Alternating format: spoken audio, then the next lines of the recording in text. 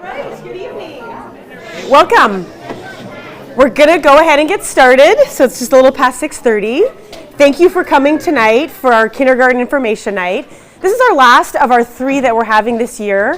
And this one is on our homes cluster, but obviously anyone's welcome to come to any of our evenings.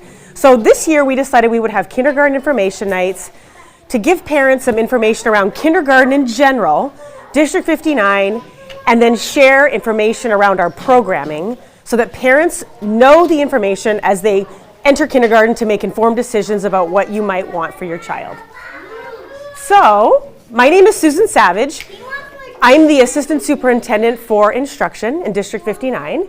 And previous in District 59, I was actually the principal at Robert Frost Elementary for a number of years in Mount Prospect. And I'm Joshua Perdomo, the Director for Multilingual Services. It's my first year in the district, starting in July, but I come from a previous district where I worked in the same capacity for over 7 years. Susan will be doing the presentation in English. I'll chime in English on some aspects of it as we get further down, but then I also will be doing it in Spanish to honor the room with English and in Spanish. I promise I speak fast, so we'll get out of here on time. I know it's Mardi Gras, it's Fat Tuesday. We want to enjoy our food, so we'll make sure we get that accomplished today as well. Okay. All right. So our mission in District 59 is preparing students to be successful for life. We have a very diverse district that serves Mount Prospect, Arlington Heights, Des Plaines, Elk Grove, and there are approximately 70 different languages spoken in District 59, as well as nearly 64% of our students live in households with more than one language. And I do want to do a quick little formative poll. How many of you are first-time kindergarten parents in District 59? Okay, good, a good number. And so that's good. That's a good group of us here. That's been our pattern at the other 2 nights as well. Great. So we hope this is informational for you, and we welcome your feedback. So en el distrito, nosotros estamos aquí porque tenemos una visión. Somos 15 escuelas, pero la visión lo tenemos igual. Es para ayudar a los estudiantes para su futuro. So, entre el distrito tenemos 70 diferentes lenguajes que los estudiantes hablan y 64% de los estudiantes en nuestro distrito hablan 2 idiomas o más. So, somos una comunidad que es grande, pero todos somos parte de un equipo. So we are a fairly large district. There are 15 schools in District 59. We have our 3 junior highs, homes being this cluster, and we have a list of all of our schools here. Tonight I would like to introduce you to some of our building leaders, our awesome, fearless building leaders. So we have Michael Wall from Forest View, hello. Lily Smith from Juliet Low, hola. Emily Morris, assistant principal at John Jay, Josh Segura, principal at John Jay, and Andrea Cohn, who is our multilingual facilitator. So she works closely with Mr. Perdomo, working with all of our teachers on our programs. So, pueden ver que tenemos 15 escuelas en el distrito. Aquí hoy en la noche tenemos algunos de los directores de las escuelas y las subdirectoras. So, tenemos el señor Wall, que es de la escuela Forest View. Tenemos la señora Lily Smith, que es de la escuela de Juliet Low. Tenemos la señora Emily Morris, que es de John Jay, la subdirectora. Tenemos mi gemelo, my twin, Mr. Segura. Okay, I'm the cuter one.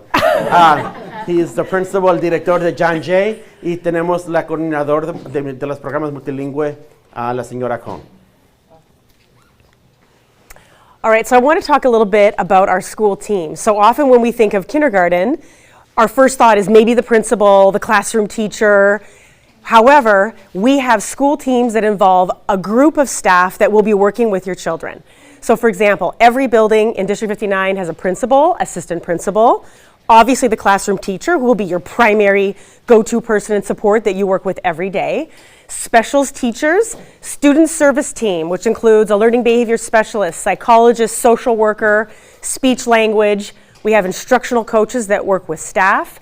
We have ESL resource in schools where we have the need for that, literacy interventionists, math interventionists, and we have education support staff that work to support students and teachers in their work every day. So, entre la escuela pueden ver que tenemos un equipo grande. So, en las clases sí tenemos los maestros y eso es una parte bien grande de la escuela, pero también tenemos los directores, los subdirectores, las entrevistas que son de matemáticas, de lectura. Tenemos los que trabajan con lenguaje de ESL, los maestros de lenguaje dual. So, pueden ver que el equipo es bien grande entre la escuela que está ayudando y apoyando a los estudiantes.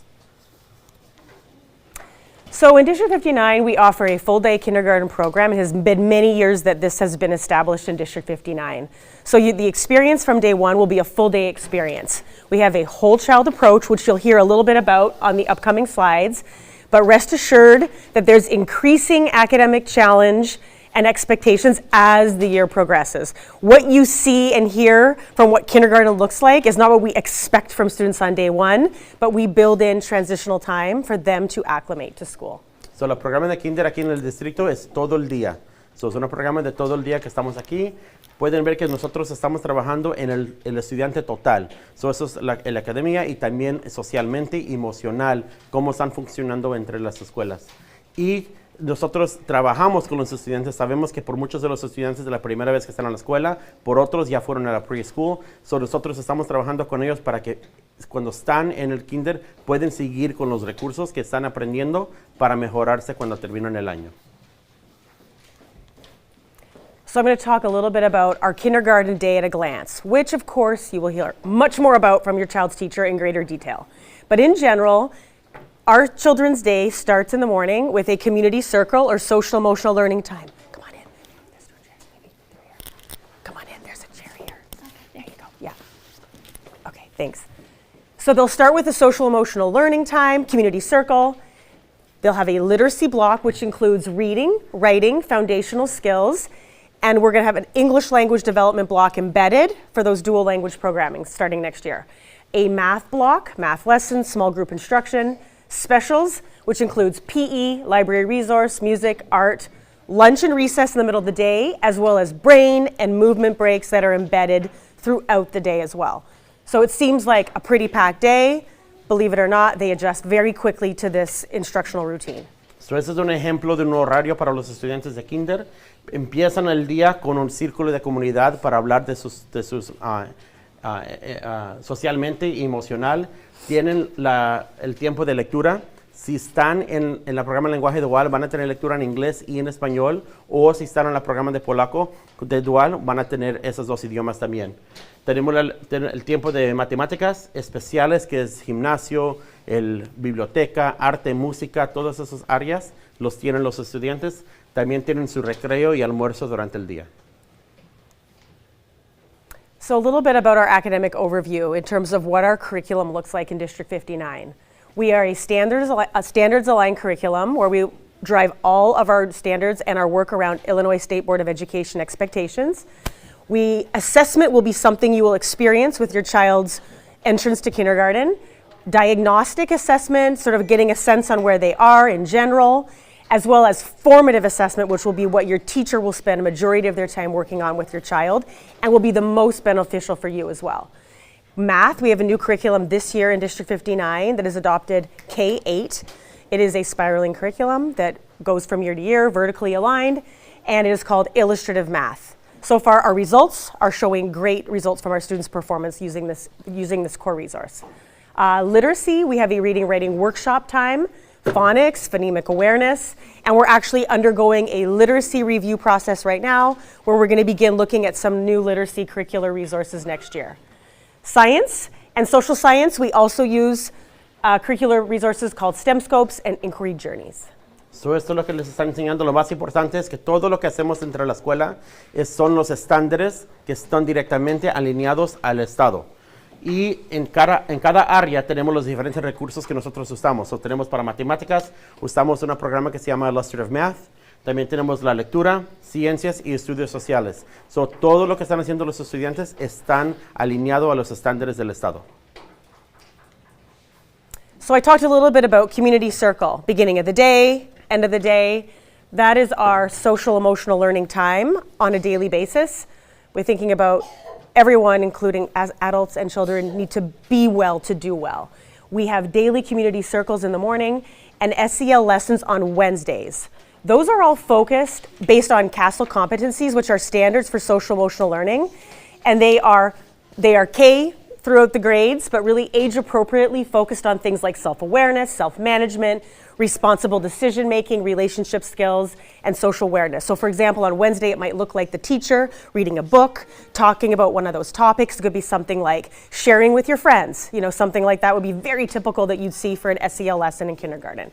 And then conversations around that with lessons built in during the week. So there's themes, and that's the overall structure for SEL in the curricular side. So, durante la semana los estudiantes están aprendiendo sobre cómo manejar sus emociones y socialmente cómo trabajar en la clase.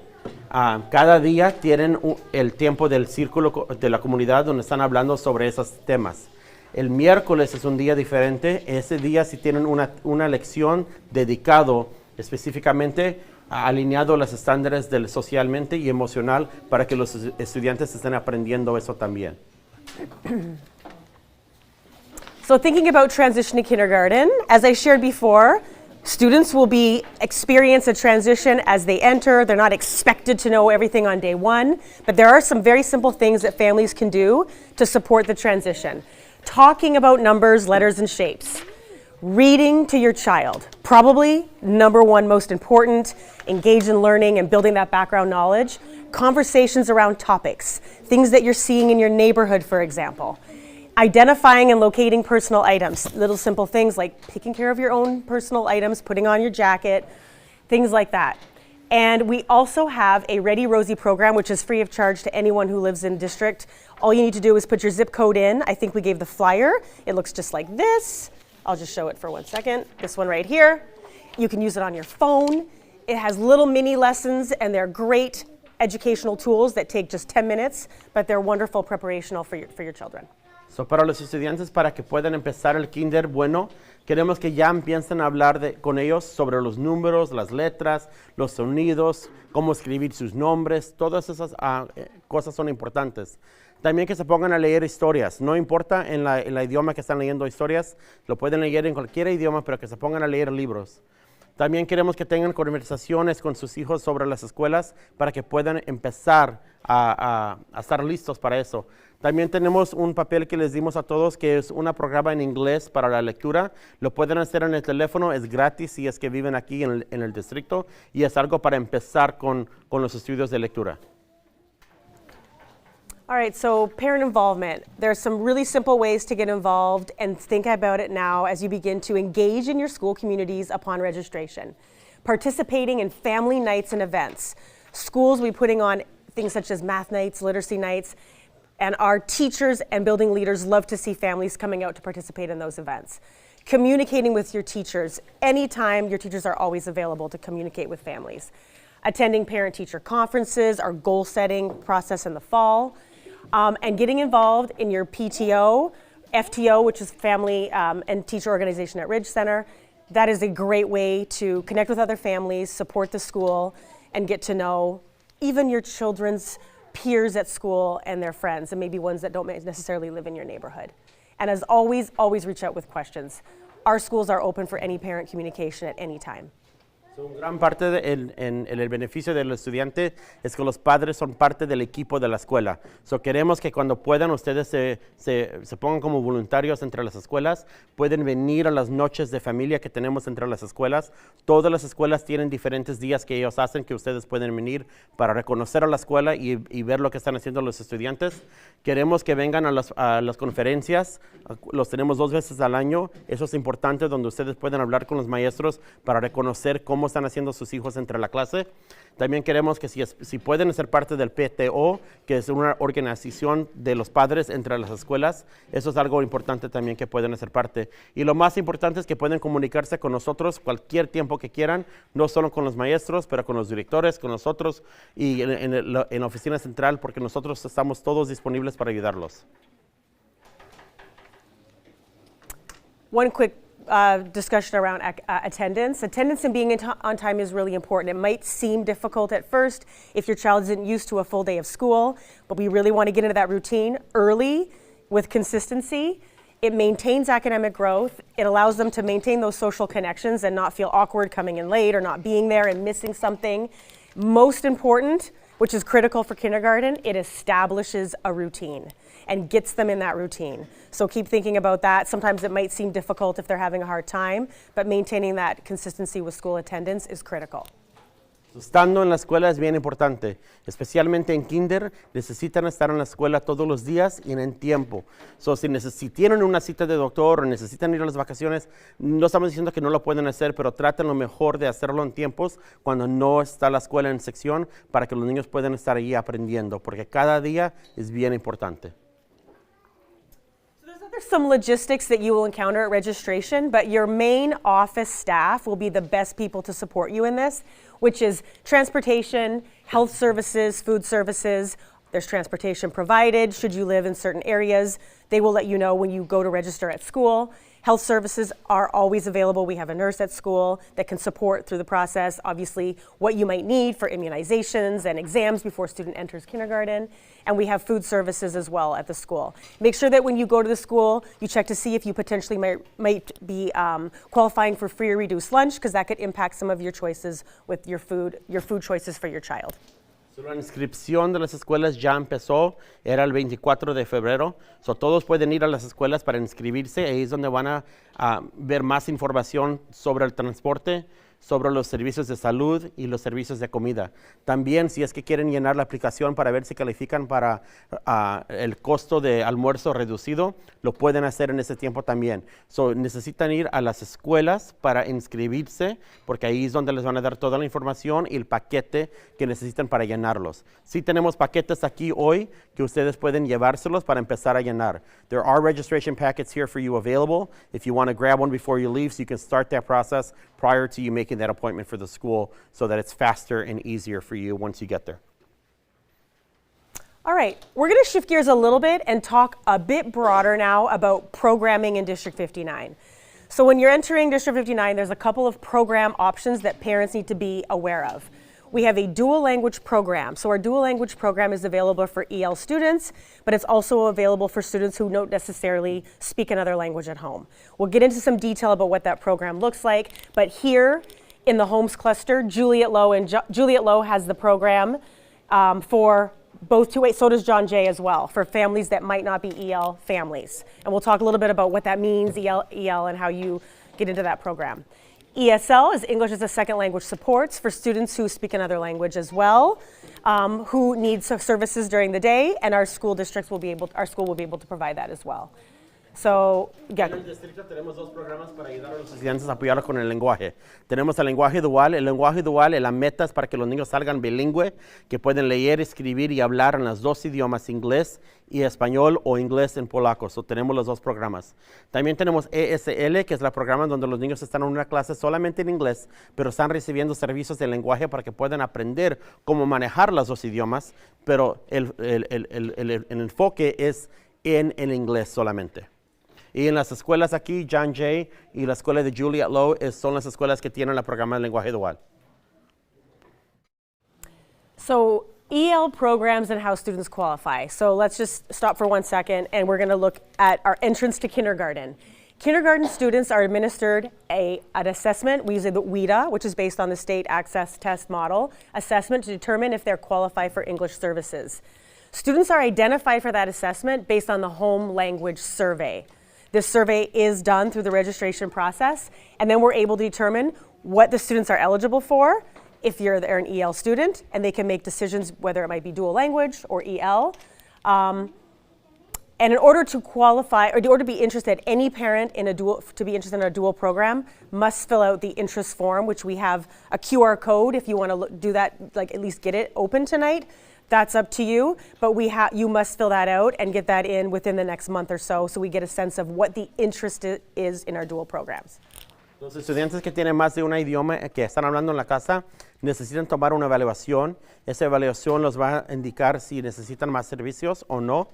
También ustedes van a si quieren tener la oportunidad de estar en el programa de lenguaje dual, necesitan llenar la forma de interés. La forma de interés lo pueden llenar hoy o lo pueden llenar más adelante, pero se necesita llenar antes del 4 de abril para que puedan estar participando en ese programa. También queremos que sepan que hay una forma donde van a llenar y ahí les van a preguntar si hablan otro idioma. Esa forma es lo que va a indicar si necesitan una evaluación o no. One quick thing that I'm going to share and just make sure that we're all educated on is the home language survey. I mention this because I know this is usually the part where sometimes parents later on down the road will call me or email me and say, I didn't know what I was filling out or I didn't understand it fully, so I want to make sure we take that time. The state of Illinois requires us, it's not a District 59 requirement, it's a state of Illinois requirement that we have to fill out a home language survey. The home language survey has 5 different questions on there. 2 of them are what matters for the state as far as response to evaluation. The questions are, do you speak another language in the household, or does your child speak another language in the household? We cannot modify that term and that language and how it's written because those are state documents. But if you answer yes to any one of those 2 questions, your child is automatically triggered to be screened. Now, I say that not because I want to discourage you from marking yes and truly showing that you have another language, but I'm sharing that because I want to make sure that you understand that that does trigger the screening, which is required by the law. The other piece of that is I also want to make sure we kind of squash that negative connotation of being an EL student does not mean, it's not a negative thing. I know the connotation because of the term that we use in Illinois, which is English learner, does not sound very well, right? Our students do know English. What it is when you're a multilingual learner, which is a term we would hope that the state would start to use, is that they're navigating between 2 languages, and they're always thinking in 2 languages. The goal of our programs is to be able to support students, whether it's in dual language or in ESL, but to support students in how to navigate and using 2 languages so that they're not getting confused in their academics as they're growing up. I'm bilingual myself, and you can't ask me to just shut off my Spanish so I can only think in English. I'm consistently thinking in 2 languages because that's how my brain works. My linguistic repertoire is always thinking in 2. So it's not a negative thing. There's a lot of benefits that can support students who are EL, and you have options of either doing it through a bilingual lens, through dual language, or English only. But I do want to make sure that families understand that's a key. The other piece to this is just being realistic when you're filling it out. And if you have a family member that's living with you, we have this a lot of times. Grandma's living with us for 2 months, our cousin's living with us for a few months, and they speak another language. You've marked yes. Now they're triggered a screening, and now they've qualified for services. You don't want to mark yes for that. This is what it is. It's holistically, is there another language spoken in the household? Okay, not periodically. The other piece to this is we ask and encourage parents, don't try to do the reverse because you want to get into dual language. So you say you speak another language because you watch Dora the Explorer. Okay?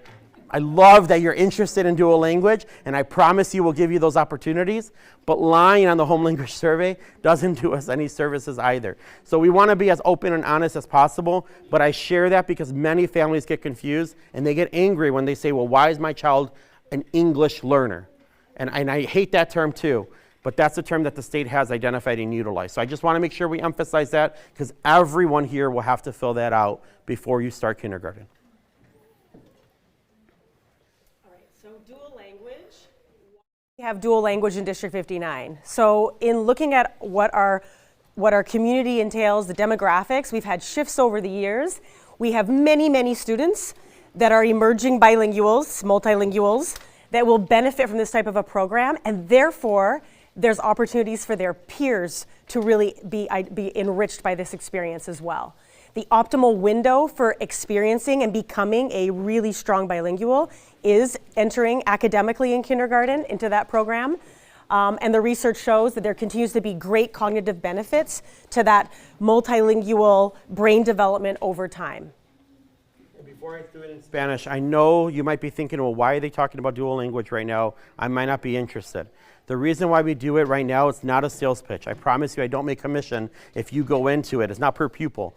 But we do this because kindergarten is the year that you can enter dual language. If you choose not to enter in kindergarten, you cannot enter later on. And again, many families unfortunately did not know that we had programs or that our programs are available such as that. And then in 2nd grade, they'll call and say, I just found out you had dual language. Can we join dual language? The answer is no. It starts in kindergarten because it's the optimal year to really build on those foundational skills and to start to learn that academic language. It's Spanish and English, the academic language of Spanish and English, not just the social language. Sometimes we get confused and say, well, I can teach them Spanish at home, and that's great, and I'm sure many of you possibly can, but are you teaching them the academic language, the grammar that goes with it, the linguistic repertoires, the transfer of language, all of those pieces with it as well? So that's why we take the time to educate all of our families now, so that later on you can't call me and say, Joshua, you'd never told me about dual language. Because I'm going to go back to the recording and say, remember when I was wearing this lucky green shirt and I looked like a little leprechaun? I told you about dual language, okay? It's okay, you can laugh at me. I laugh at myself all the time.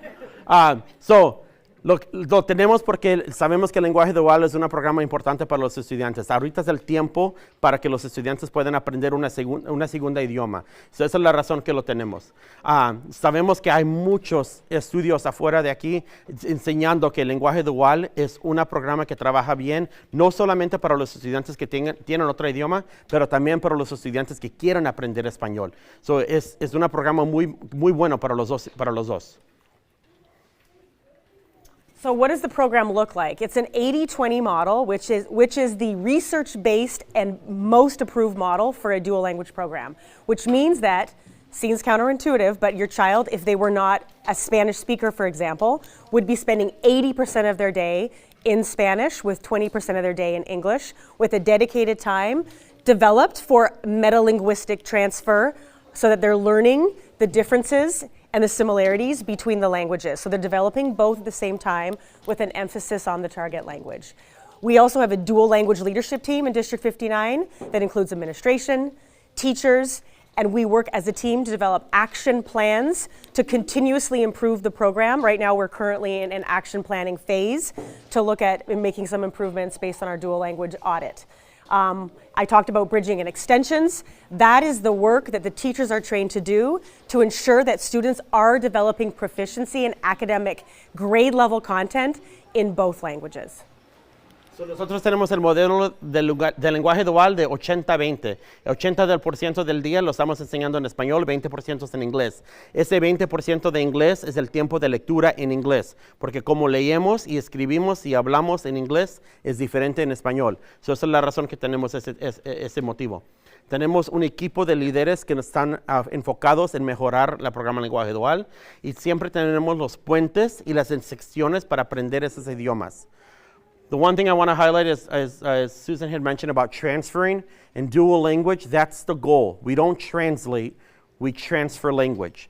Many of us took another language in high school, and many of us can't speak it anymore because all we learned in high school was to conjugate a verb, okay? And we learned how to do that all the time. Language is learned through oracy before literacy. As children, we learn to listen and speak before we learn to read and to write. That's that same philosophy in dual language. That's why 80% of the day is in Spanish, because it's that stage where they have to hear and be immersed in the language so that they can learn to listen to it, speak it, and then they can become readers and writers. The goal of dual language is bilingualism, biliteracy, and biculturalism. It's to become fluent in both languages, not just one, because we know that opens up pathways for others. So this is a visual that shows what the model looks like. 80-20 is how it begins, and then over time, the language allocation becomes more 50-50 as the years progress through school.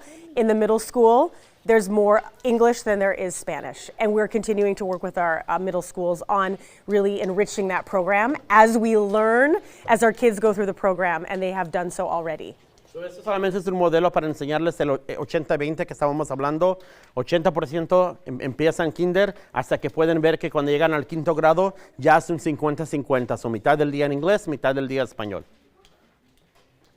So we've talked about this a little bit already, but we talked about how that 80-20 model is the effective model for dual, and it is just a sort of a visual graph that shows students, EL students now we're talking about, and how their progression is superior when they are in that dual model as opposed to some other models of language development.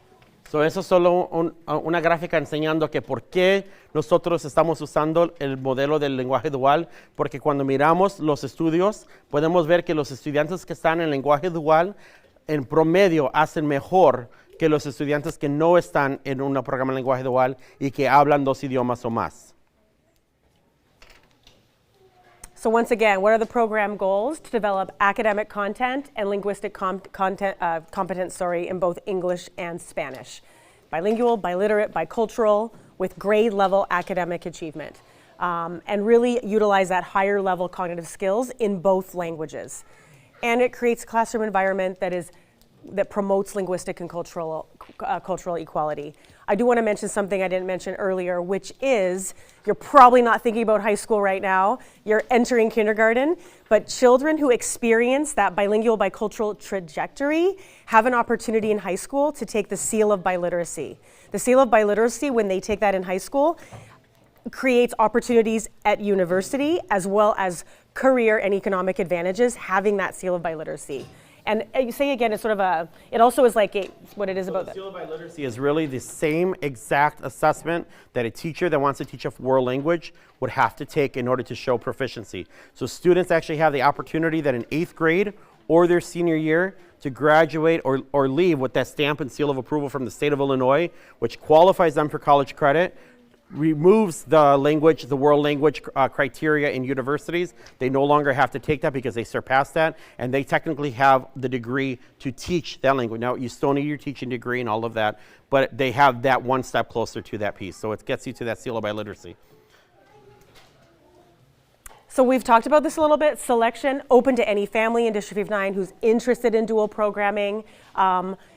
The only thing is that you would have to express interest on the interest form at this time. And so really we'd like to get that in by we're looking at April 4th. That allows us to look at how we can section and support and create the best balances of classrooms across all of our sites that have the dual language program. So aquí la selección es todas las familias que quieren ser parte del programa tienen la oportunidad, pero necesitan llenar la forma de interés. Si no tenemos la forma de interés, no sabemos que están interesados y después no los podemos poner en el programa. Eso es importante. Y si no están seguros, es mejor que lo llenen y lo firman, porque es mejor que lo tengan el interés y después me dicen que no lo quieren hacer.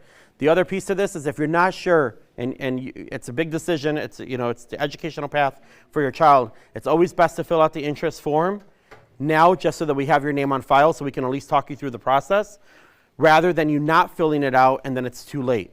You could always back out. Okay, we're not having you sign any legal documents saying that you have to stay. We want you to stay committed, but at the end of the day, it's a choice that you have to make for your family, and it's your educational decision that we will honor and respect. But at least submit the interest form if you're considering it, so we can further give you more information. So in terms of parent responsibilities, as Mr. Perdomo just discussed, it really is commitment to the program so that you're staying the course, that your child reaps the benefit, because it is more challenging in kindergarten and first grade, and then it starts to ease up as the years go on, and that's when the benefits truly, you'll see the results. So we really want parents to think that long haul approach when approaching a dual language program. So nosotros lo que queremos de los padres es un compromiso, que van a ser dedicados a la programa, que van a apoyar a sus estudiantes en aprender los 2 idiomas, que van a motivar a sus estudiantes para que puedan seguir mejorando, pero queremos que ustedes sean parte de ese equipo. So, he talks fast, I talk fast. We did a bilingual presentation. We're right around a good time here, but we are 7:15, so we're wrapping up. Registration information. Registration is open.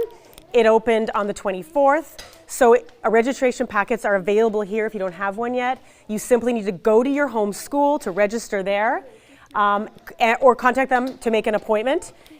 There's required documents. I won't read them to you, but there's Category 1, Category 2. If you would like to see the list of those, we have packets available for you before you leave, so you know what you need to bring to the schools when you register. And Maz and Nancy in the front have the dual language interest form that you can fill out if you're interested. Ms. Cohn has some that she can pass out, so does Ms. Morris. So you can start filling those out. Again, if it's something you're considering, do that. We also have kindergarten takeaways for the children. Please grab one on your way out. We appreciate you coming out. We told you we would end on time. We thank you for your time. This is the first of many hopeful meetings that you'll have, and they're a lot more fun than we are, I promise. So if you can handle this, you can handle them. If you have any questions, we'll be here. If you want to say hello to any of the building leaders, they'll be here as well. So we're done for tonight. Feel free to chat, fill out a form, or come ask questions. Thank you for coming tonight. Appreciate it. Thank you.